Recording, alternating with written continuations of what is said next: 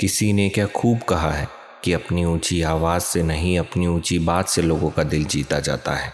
24 साल का एक लड़का, जिसके माँ बाप अब इस दुनिया में नहीं थे, वो छोटा मोटा काम करके अपना जीवन जैसे तैसे चला रहा था, पर उसके सपने बहुत बड़े थे। एक दिन उसको शहर की ओर जाती हुई सड़क पर एक बूढ़ा आदमी दिखता है। वो दिखने में तो बहुत बड़ा व्यापारी लग रहा था। उसके पास 3 बड़े बक्से थे और उनको उठाकर वो मुश्किल से चल पा रहा था। तो उस लड़के के मन में उस बूढ़े आदमी की मदद करने का विचार आता है और वो बिना कुछ सोचे उनके पास जाता है और पूछता है कि क्यों इतने सारे बक्से लेकर पैदल जा रहे हो और आपको कहाँ जाना है? क्या मैं आपकी कोई मदद कर सकता हूँ? तो उस बूढ़े आदमी ने कहा, मैं पास वाले शहर जा रहा हूँ, वहाँ मुझे एक बहुत ज़रूरी काम है, पर इतने भारी बक्सों के साथ मेरा वहाँ तक पहुँचना मुझे असंभव लगता है। अगर तुम मुझे वहाँ तक पहुँचा सकते हो तो मैं तुम्हें 10,000 रुपये दूंगा। इस बात को सुन के उस लड़के के दिमाग में कई सारे विचार आते हैं। उसको लगता है कि ये बूढ़ा आदमी बहुत बड़ा व्यापारी है और ज़रूर इन बक्सों में कीमती सामान लेकर शहर की ओर जा रहा है। थोड़ी देर बाद वो बूढ़ा आदमी कहता है, किस विचार में पड़ गए हो? क्या तुम मेरी इतनी सी मदद कर सकते हो? मैं तुमको उसके बदले में पैसे भी तो दे रहा हूँ। तो उस लड़के ने बोला, हाँ, मैं आपकी मदद करने के लिए तैयार हूँ, और आप बताएं कि मुझे क्या करना होगा। तो उस बूढ़े आदमी ने कहा कि इसमें से एक बक्सा तुम ले लो और मैं बाकी के 2 बक्से लेकर चल सकता हूँ। उस लड़के ने बोला, ठीक है। फिर वो दोनों शहर की ओर चल पड़ते हैं। वो दोनों बातें करने लगते हैं और बातों बातों में उस लड़के ने बूढ़े आदमी से पूछा कि काका, ऐसा तो इस बक्से में क्या है कि ये इतना भारी है? तो उस बूढ़े आदमी ने कहा, इसमें लोहे का कुछ सामान है, इसीलिए ये इतना भारी है। थोड़ी दूर जाने के बाद पक्की सड़क खत्म हो जाती है और धूल मिट्टी से भरा हुआ रास्ता शुरू हो जाता है। वो बूढ़ा आदमी उस रास्ते पर मुश्किल से चल पा रहा था। फिर थोड़ी दूर जाने के बाद इतने भारी बक्सों के साथ उसका चलना बहुत मुश्किल हो जाता है। तो उन्होंने उस लड़के को बोला, बेटा, ऐसे रास्ते पर 2 भारी बक्से को लेकर मैं बड़ी मुश्किल के साथ चल पा रहा हूँ। क्या तुम मेरा एक और बक्सा ले सकते हो? मैं तुमको 10,000 नहीं पर 15,000 रुपये दूंगा। ये सुन के उस लड़के ने बूढ़े आदमी से दूसरा बक्सा भी ले लिया। अब वो बूढ़ा आदमी थोड़ी आसानी से चल सकता था, लेकिन दूसरे बक्से के भारीपन के कारण उस लड़के की चलने की स्पीड कम हो जाती है। थोड़ा आगे जाने के बाद वो लड़का फिर से उस बूढ़े आदमी से पूछता है कि काका, ये दूसरा बक्सा भी बहुत भारी है, इसमें भी लोहे का सामान है क्या? तो वो बूढ़ा आदमी बोला, नहीं बेटा, इसमें लोहे का नहीं बल्कि चांदी का कुछ सामान है। ये सुन के उस लड़के के दिमाग में लालच पैदा हो जाती है। वो मन ही मन में सोचता है कि ये चांदी का सामान तो 15,000 से कहीं ज़्यादा कीमती होगा। क्यों ना मैं इस बक्से को लेकर यहाँ से भाग जाऊँ। ये बूढ़ा आदमी तो चल भी नहीं पा रहा, वो मुझे कभी भी नहीं पकड़ पाएगा। फिर उसे होश आता है और वो अपने आप से कहता है कि ये मैं क्या सोच रहा हूँ, ये गलत बात है, मुझे ऐसा नहीं करना चाहिए। ऐसा करने पर भगवान मुझे कभी भी माफ़ नहीं करेंगे और उसकी बड़ी कीमत मुझे चुकानी पड़ेगी। मैं बेईमानी करके अमीर नहीं बनना चाहता। मेहनत से कमाए हुए पैसे ही शांति से भरा जीवन दे सकते हैं।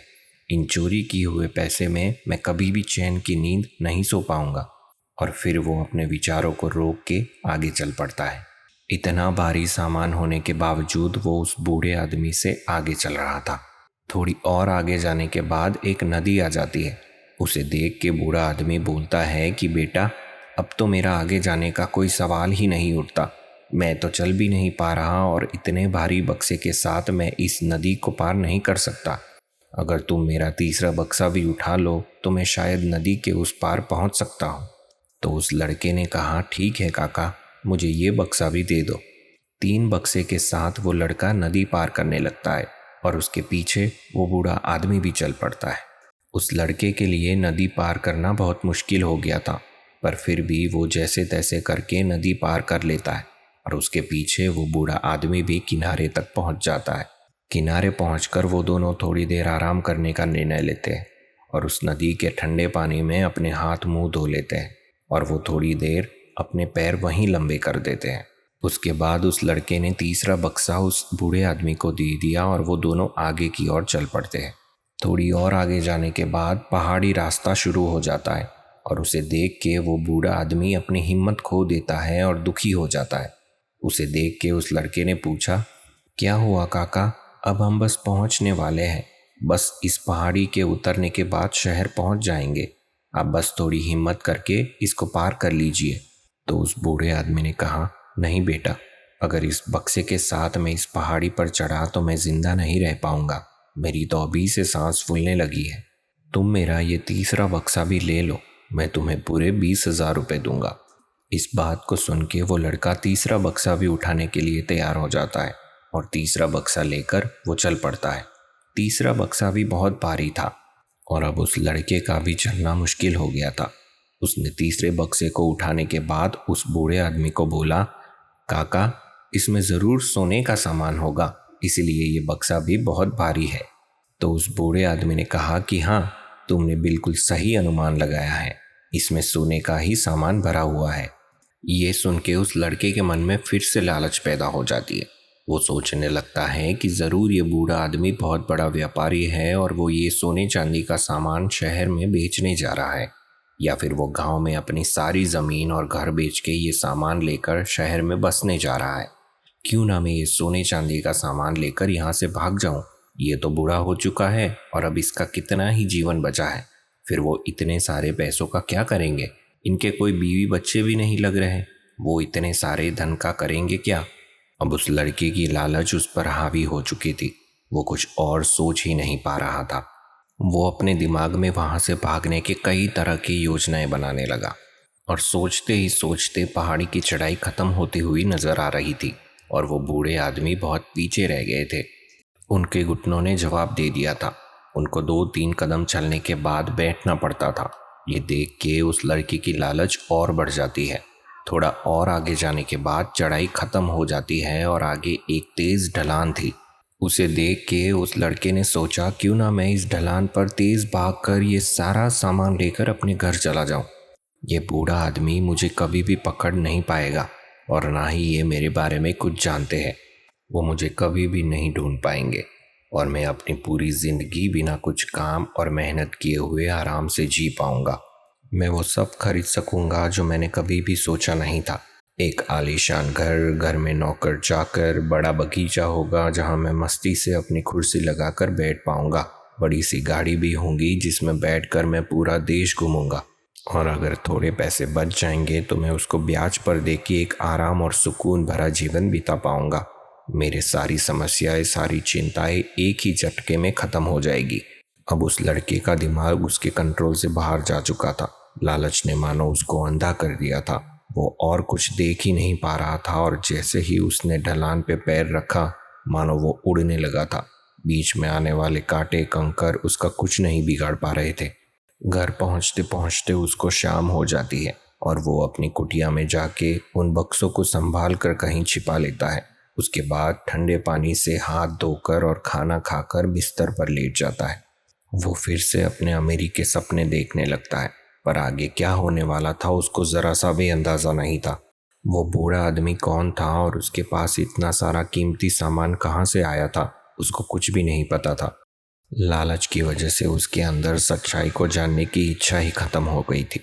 थोड़ी देर के बाद उसको विचार आता है कि क्यों ना मैं उन बक्सों को खोल के एक बार वो कीमती सामान को देख लूं, आखिर पता तो चले कि कैसा दिखता है कीमती सामान। वो अपने बिस्तर में से उठ खड़ा होता है और उन 3 बक्सों को एक एक करके खोलने लगता है। सारे बक्सों में ताले लगे हुए थे, तो उसने सारे ताले हथौड़े से तोड़ दिए। उसके बाद उसने पहला बक्सा खोला। उसमें लोहे का कुछ कबाड़ी का सामान था। उसे देख के वो आश्चर्य में पड़ जाता है और सोचने लगता है कि उस बूढ़े आदमी ने तो लोहे का कीमती सामान बोला था और इसमें कबाड़ी का सामान है। वो जल्द ही बक्से को बंद करके दूसरा बक्सा खोलने लगता है। उसमें भी वैसा ही कबाड़ी का सामान था जैसा पहले बक्से में था। उसे देख के लड़के को पसीना आने लगता है। वो समझ ही नहीं पा रहा था कि क्या हो रहा है। उसके मन में कई तरह के सवाल आ रहे थे। आखिर क्यों बूढ़े आदमी ने मेरे साथ ऐसा किया? वो कौन था और वो ये कबाड़ी का सामान लेके क्यों शहर की ओर जा रहा था? वो फिर भी सोचता है कि तीसरे बक्से में ज़रूर कुछ कीमती सामान होगा। वो जल्दी से दूसरा बक्सा बंद करके तीसरा बक्सा खोलने लगता है, तो उसमें से भी वैसा ही कबाड़ी का सामान निकलता है। लेकिन इस तीसरे बक्से में सामान के साथ एक लेटर भी था। उस लड़के ने लेटर को अपने हाथ में लिया और पढ़ने लगा। उस लेटर को पढ़ने के बाद उसके पैरों तले मानो ज़मीन ही खिसक गई। वो अपना सिर इधर उधर दीवार पर पटकने लगा। वो पागल की तरह ज़मीन पर रेंदने लगा और ज़ोर ज़ोर से चिल्लाने लगा। थोड़ी देर बाद वो शांत हो जाता है। उसे समझ में आता है कि लालच एक वो केले का छिलका है जिस पर पैर पड़ने से पहलवान भी गिर जाता है, और जो व्यक्ति दूसरे की संपत्ति को हड़पने के लिए लालच करता है वो अंततः अपनी खुशियों को भी खो देता है। लालच में आकर जो अधर्म का मार्ग अपनाते हैं उससे ना केवल समाज से अलग होना पड़ता है, बल्कि अंत में ना तो उसके पास सच्चा सुख होता है और ना ही शांति होती है। सच्चा धन वही है जो ईमानदारी और मेहनत से कमाया जाता है, क्योंकि उसी में स्थायी सुख और शांति छिपी हुई होती है। उसे अपनी गलती का एहसास होता है और ये भी समझ आता है कि लालच की वजह से उसने कितनी अच्छी अपॉर्चुनिटी को खो दिया है। क्योंकि उस लेटर में उस बूढ़े आदमी ने लिखा था कि मैं पड़ोस के राज्य का राजा हूँ और मेरी कोई संतान नहीं है। मैं किसी एक ऐसे इंसान की तलाश में हूँ जो एक सच्चा, ईमानदार और मेहनती हो, जिसे मैं अपने राज्य को संभालने का भार सौंप सकूँ। क्योंकि मुझे एक जानलेवा बीमारी है और मैं सिर्फ कुछ दिनों का मेहमान हूँ, और मुझे बहुत अफसोस है कि तुम मेरी इस कसौटी में खरे नहीं उतर पाए। तुमको अपने आप की मेहनत पर निर्भर रहना चाहिए, ना कि किसी और की संपत्ति को बेईमानी से हड़प लेनी चाहिए। ऐसा करने से तुम एक संतोषपूर्ण जीवन जी सकोगे, क्योंकि अंततः सिर्फ अपने मन की शांति ही मायने रखती है। तुमको अपनी सारी बेईमानी से कमाई हुई संपत्ति को यहीं छोड़कर जाना पड़ेगा, क्योंकि मरने के बाद कुछ भी साथ नहीं आएगा। तो महादेव, इस वीडियो के लिए बस इतना ही। फिर मिलेंगे ऐसे ही लाइफ चेंजिंग वीडियो के साथ। तब तक रखिए अपना बहुत सारा ध्यान। जय हिंद। हर हर महादेव।